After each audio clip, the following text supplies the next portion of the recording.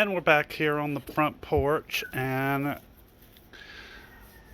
me and Guy and Cliff went into the woods, stomping around looking for elusive plants, of course. I never find elusive plants, I just find plants that are elusive to me. But in the real world, they're just kind of common. But on the shelf, I have two little woodland orchids that we found. They have seed pod, so I'm excited about that. If I can keep them alive to have seed pod, but I never dig up all plants that I find in one little area. I only take a minority. So there are about 10 left in the woods. And I gathered these two. They're green wood orchids. They have a very interesting bloom. They're kind of whitish green in a little plume here. That's where the seed pod come from, of course.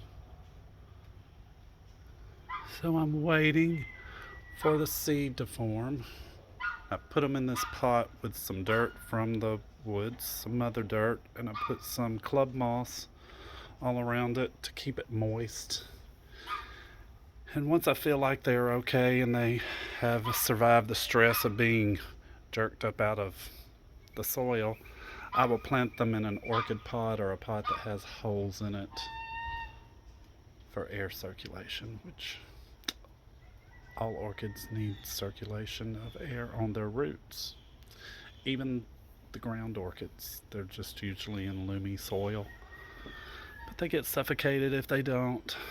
And these are some plants that I dug up in the stream. I cannot remember the name of them. I call them Q-tip plants. They have a long stem, as you can see, with a little Q-tip like thing on the end of it. And then this one here, it has these pine cone looking things, and then there's little yellow petals that stick out of the pine cone.